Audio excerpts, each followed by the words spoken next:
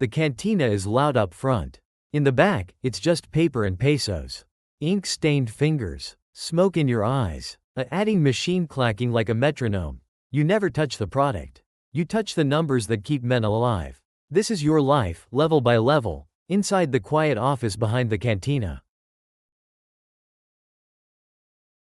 Act 1: The quiet office behind the cantina. You thought you were counting cash, not counting sins. By day, you sit at a narrow import-export desk with a glass jar of pens and a stamp pad that never fully dries. A sign in the window promises shipping services, and customers see invoices and carbon paper, not the second door that leads behind the cantina. At night, bundles arrive tied with twine. Pesos that smell like sweat, tobacco, and cheap cologne. You feed them into a mechanical adding machine, thumb flicking the lever, listening for the clean clack. You rewrite totals into a clean ledger, straight lines, boring categories, nothing that would make a patrolman linger. Plaza payments look like rent. Protection looks like a delivery fee. You tell yourself it's only accounting. You tell yourself you're invisible. You tell yourself men with guns don't care about handwriting. Then a courier drops a weekly bundle and a new rule. Your total has to match a phone code word before pickup. Like someone is checking your work from far away. When you flip back a month, you notice the boss's personal spending has started showing up as transport losses, a category that didn't exist last month. You aren't counting money anymore. You're counting the space where money disappears. Act 2: The extra column that shouldn't exist. One line item turns you from employee to evidence. Month end means quiet. The cantina closes early. Fans chop the hot air into pieces. You spread pages across the desk: originals, carbon copies, deposit slips with bank stamps, handwritten tallies with cigarette burns on the corners. You run cash in against payoffs out, shrink against logistics, and you keep seeing it. A shortfall that repeats like a bad chorus. Same percentage, always rounded, too neat to be loss. You test the system the way you always do. One route, one plaza, 1 week. You compare the courier's count to the deposit slip and to the payoff envelope total. The skim hides inside routine bribes and transport places nobody wants to question. You find 2 versions of the same page. The carbon copy doesn't match the original. The handwriting is the same, except 1 digit per line. You tell yourself it's a copying mistake. You tell yourself it's your math. You tell yourself correcting it turns you into the author of an accusation. A trusted sicario leans in the doorway and asks what time you usually leave, like it's small talk. It lands like someone just circled your name in red ink. Act 3: The state isn't a wall, it's a door. DFS, PJF shadows. The people who should arrest you are already negotiating your price. They move you off-site. Not the cantina, not the storefront. A bland building with scuffed tile and a desk that smells like old coffee. The ashtray is overflowing. The phone rings, gets answered, rings again. You keep your eyes on the blotter paper while a man in a short sleeve button-down asks for numbers like he's ordering lunch.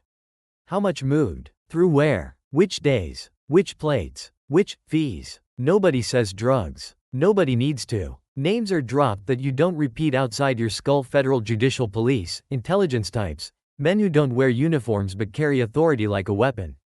Your ledger suddenly feels heavier than any bundle of cash. You realize skimming isn't just greed. It can be funding protection, buying silence, paying for a rival inside the same organization. Both sides can end you, one to keep the skim buried, the other to prove they're cleaning house. You tell yourself you're just a clerk. You tell yourself numbers are neutral. You tell yourself you can walk out and go back to the desk. A man flashes an ID too fast to read and tells you, softly, to bring the ledger pages tomorrow, only the pages with transport losses. The state doesn't stop you.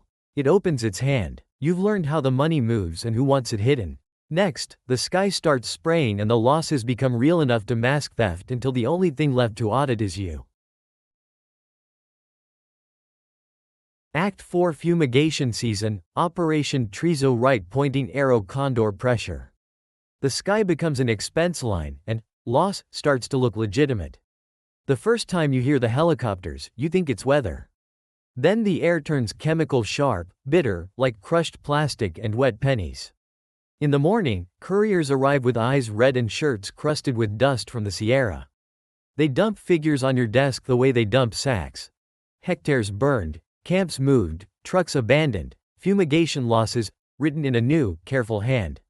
You add new categories. Fuel. Bribes doubled. Replacement radios. A mechanic's invoice from Culiacan with no address, only a stamped name.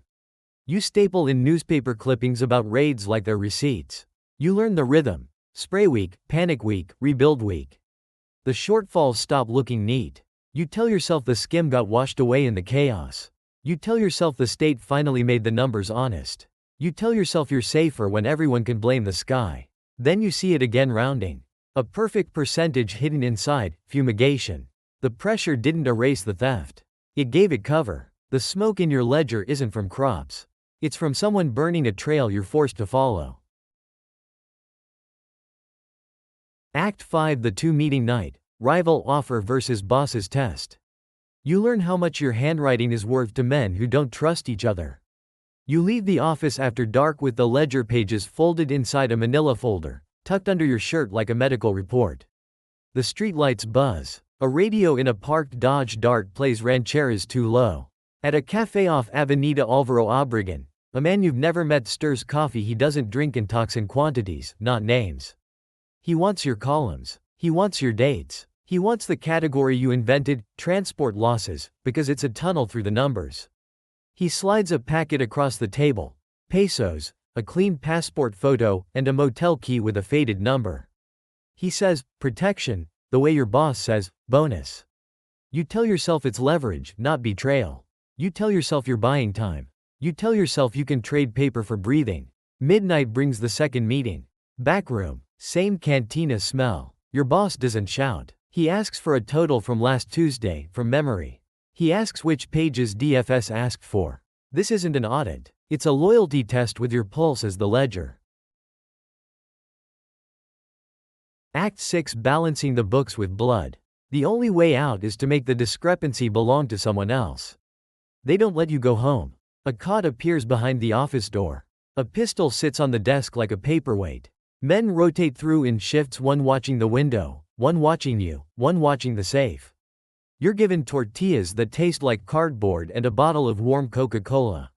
Sleep comes in thin strips. Your boss brings in 3 envelopes and a notebook with torn corners.